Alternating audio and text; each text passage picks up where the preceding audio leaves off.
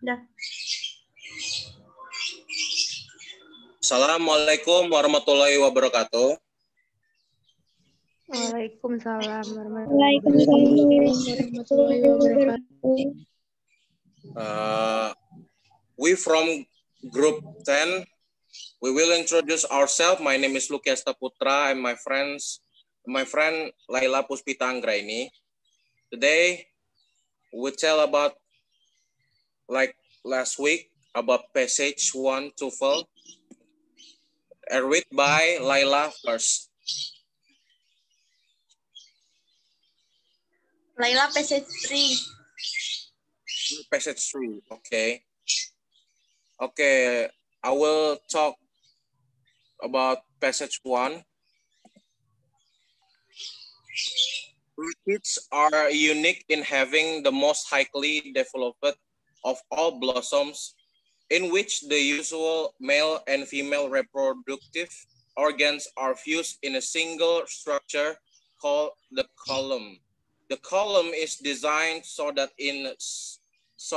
a single pollination will fertilize hundreds of thousands, and in some cases millions of seeds, so microscopic and like they are easily carried by the breeze. Surrounding the column are 3 sepals and 3 petals, sometimes easily recognizable as such, often distorted into gorgeous, weird, but always functional shapes. The most noticeable of the petals is called the labellum or lip. It is often dramatically marked as an unmistakable landing strip to attract the specific insect, the orchid as chosen as its pollinator. To lure the pollinators from afar, orchids are used appropriately, intriguing shapes, colors, and skins. At least 50 different aromatic compounds have been analyzed in the orchid family, each blended to attract one or most few species of insect or birds. Some orchids even change their skins to interest different insects at different times. Once the right insect has been attracted, some orchids present all sorts of one-way obstacle course to make sure it does not leave until pollen has been accurately placed or removed. By such ingenious adaptation to specific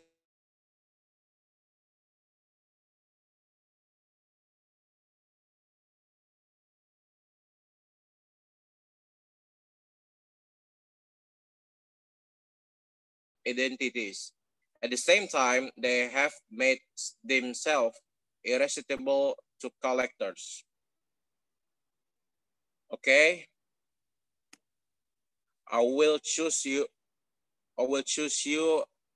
all one. And the first question is mana ya? Number 1, C. Number one.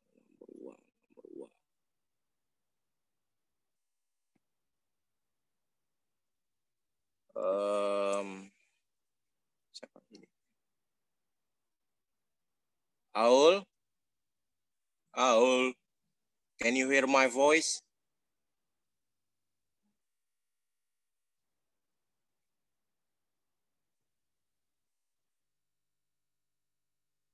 Aul, are you there?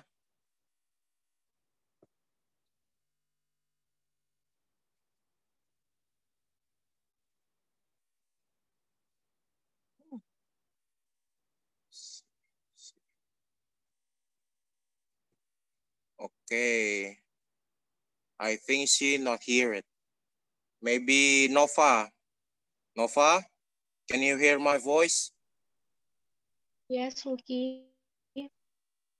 Okay. This is first question at passage 1. What does the passage mainly discuss? A. Birds. B. Insects. C. Flowers. D. Perfume.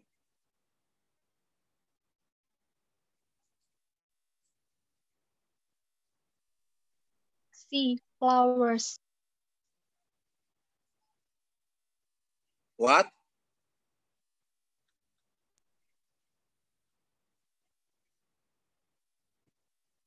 C. C. Yes. Yes, it's correct.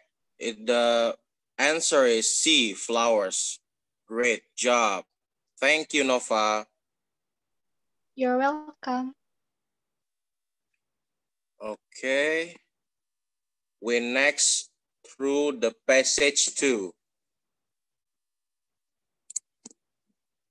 Although only one person in 20 in the colonial period lived in a city, the cities had a disproportionate influence on the development of North America.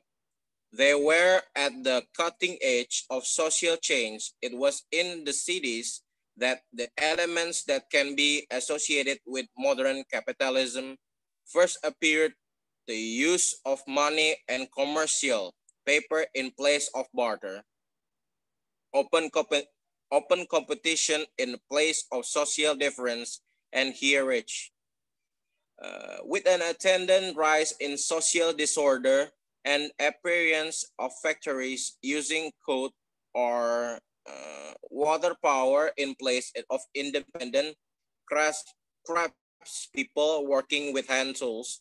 The cities predicted the future, wrote historian Gary B. Nash, even though they were but overgrown village compared to the great urban centers of Europe, the Middle East, and China, except for Boston, whose population stabilized at about 16,000 in 1760.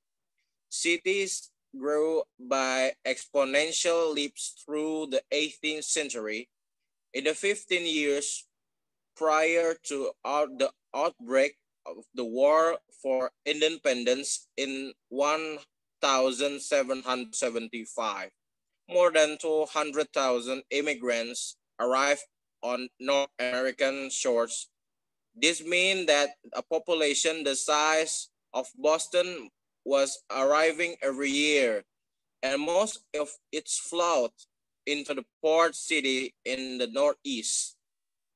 Philadelphia's population nearly doubled in those years, reaching about 30,000 in 1774. New York grew at almost the same rate, reaching about 25,000 by 1775. The quality of the hinterland dictated the pace of growth of the cities.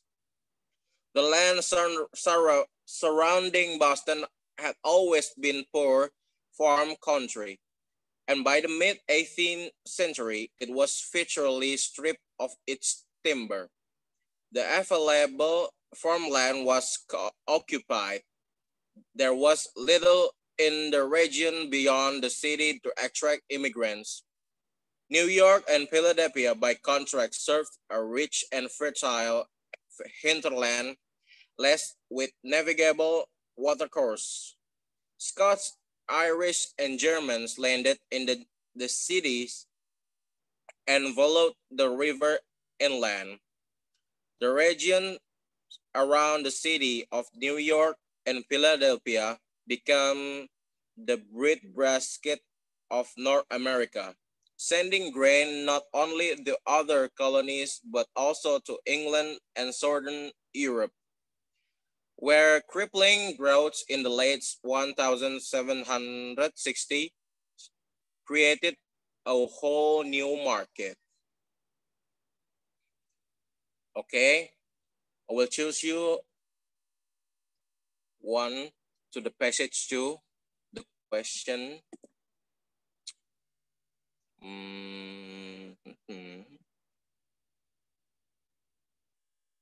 Diki, can you hear my voice?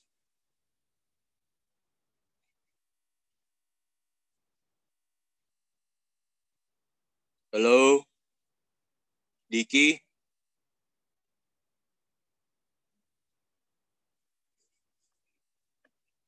Hey, maybe it's not here. I choose NJ. NJ,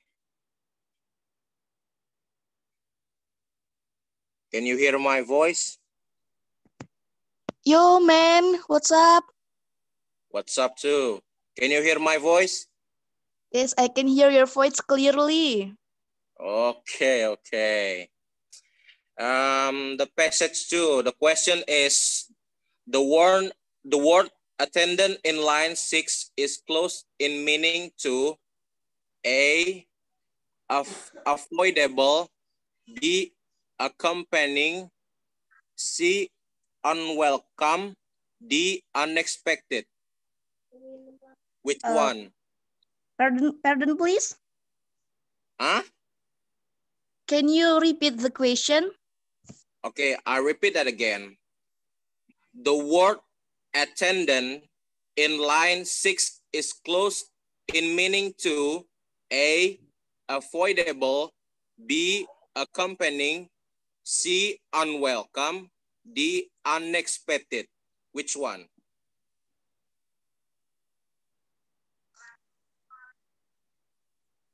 I think D. Are you sure about that? Can you repeat again about the multiple choice? What? Repeat the multiple choice.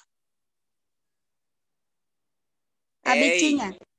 A, avoidable, B, accompanying, C, unwelcome, D, unexpected.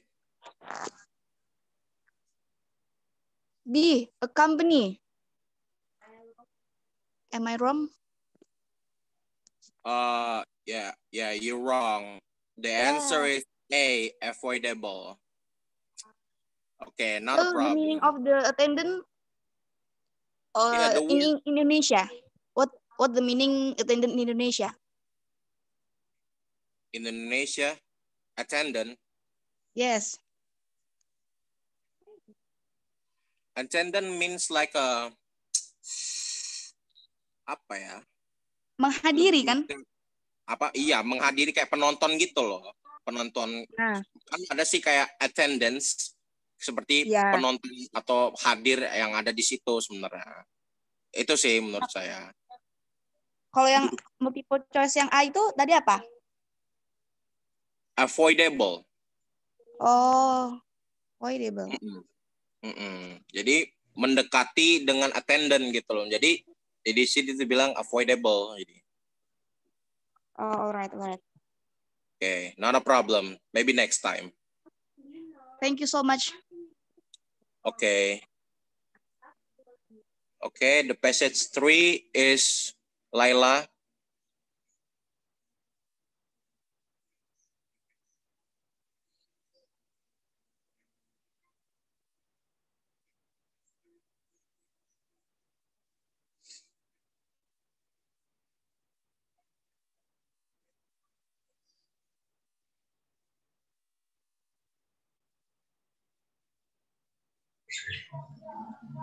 Passage 3.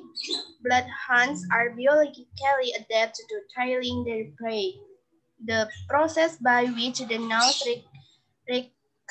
recognizes an odor is not fully understood, but there are apparently specific receptor sites for specific odors.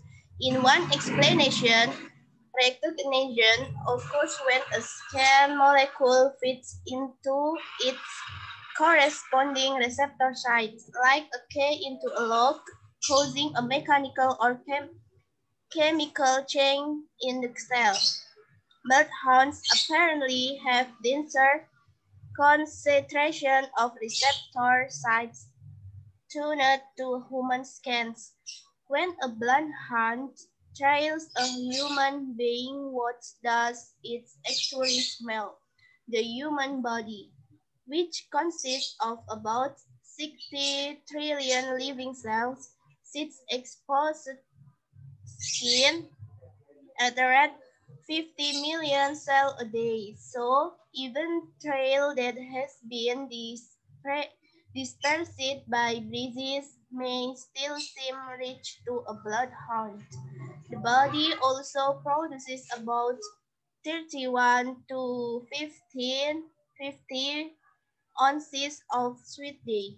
Neither this fluid nor the, the skin cells have much odor by themselves, but the bacteria working on both substances is another matter. One microbiologist estimates the resident bacteria population of a clean square centimeter of skin on the human shoulder at multiples of a million as they go about their daily business breaking down lipids or fatty substances on the skin. These bacteria release volatile substances that usually strike the bloodhound's nose as an entire constellation of distinctive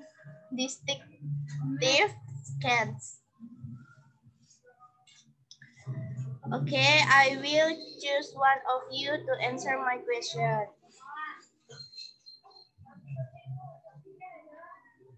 Triani, you can hear me?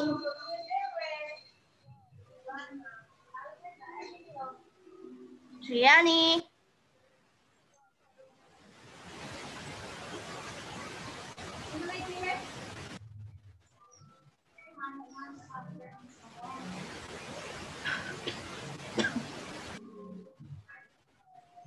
Okay, Riap. Uput, you can hear me?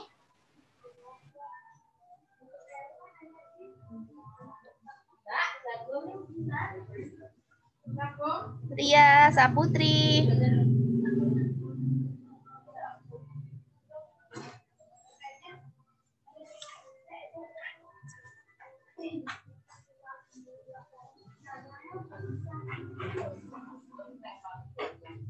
Dian, you can hear me?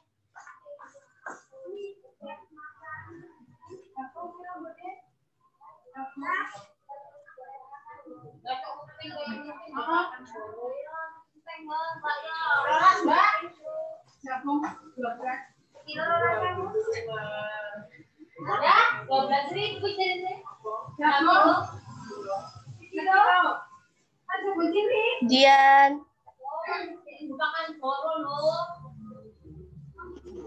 Ya, Lela. You can hear me? Yes. I will give you a question.